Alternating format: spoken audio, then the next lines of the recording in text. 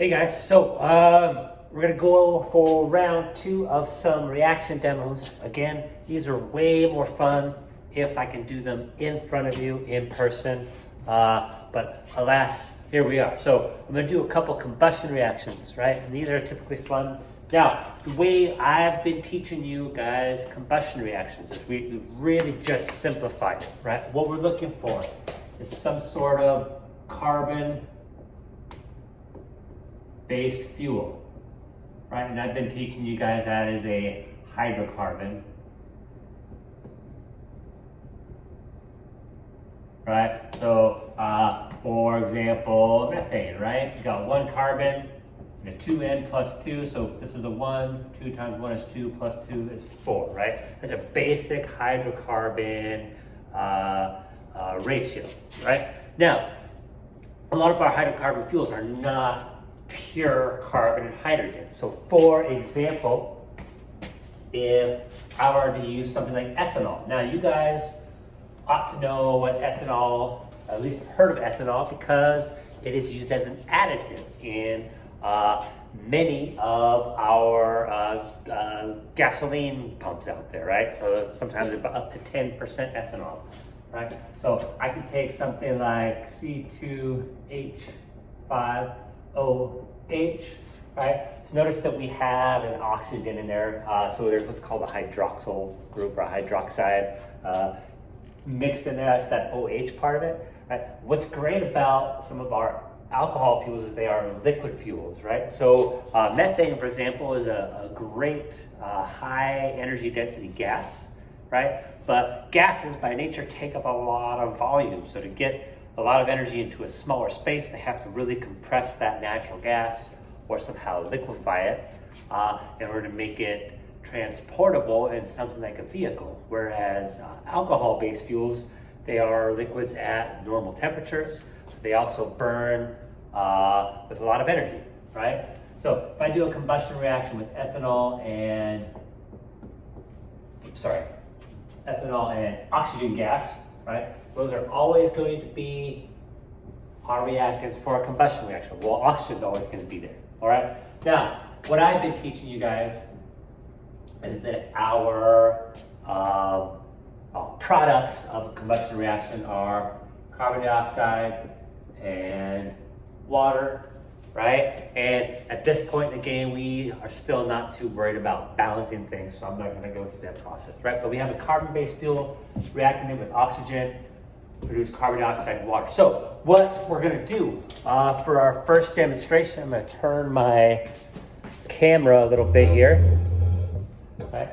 Is we're going to do a fun little demo in which I am going to combust some ethanol, denatured ethanol, in this little chamber. Now, last video, right, I taught you guys a little bit about how we can speed up reactions, either using a catalyst or by adding some heat to a system, right? Those are things that can speed up reaction, make them a little bit more dramatic and more fun.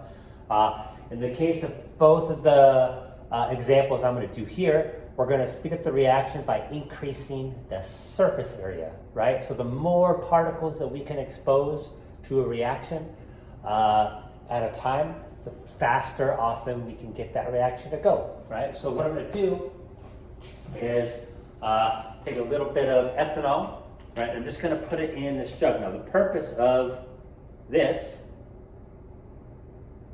jug, well, for one, it's a container and it's a big container, but for two, right, what I can do is I can spread out the surface area. So we're actually combusting, by the way, in this case, is the vapors, right? So if I had like a whole like 5-gallon bucket full of ethanol and I were to throw a match on top, the only part that would burn is the very top, okay? And because of that, right, we only allow so much energy to get released at a time. What I'm doing is I'm exposing a relatively small amount of ethanol, but exposing all of it to the air at the same time. Now I'm going to turn off the lights for this one to make it a little bit more exciting.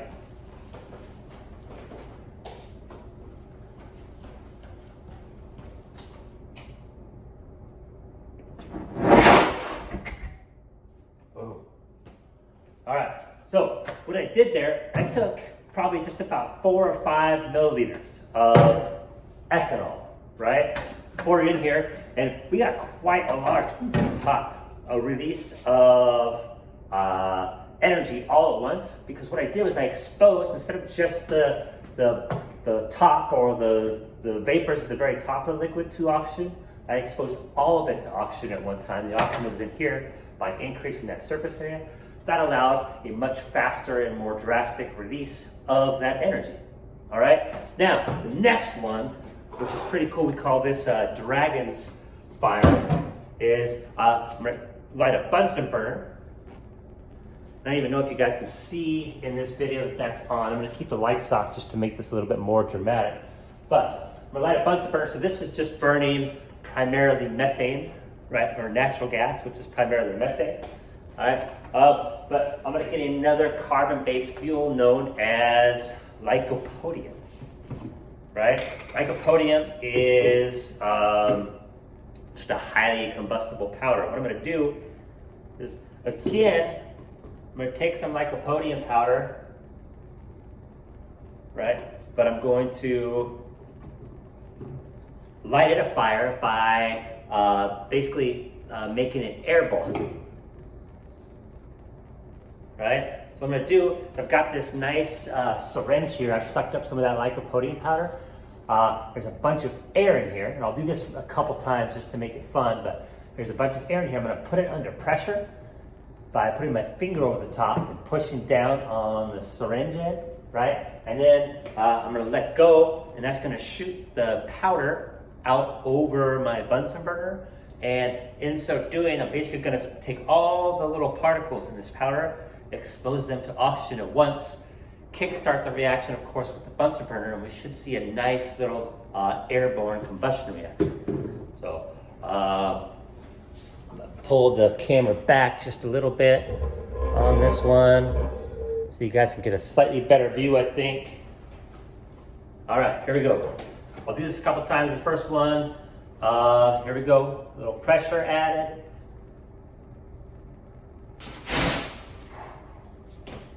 All right, let's try that one again. This one, if you guys have slow motion capabilities, which I think you do have with YouTube, right? You can make that a little bit cooler. So again, applying some pressure and yeah. All right. Anyways, I hope you guys enjoyed my 2 combustion reactions. I'll try to post a couple more videos for you just to mix up what we're doing. Miss you guys.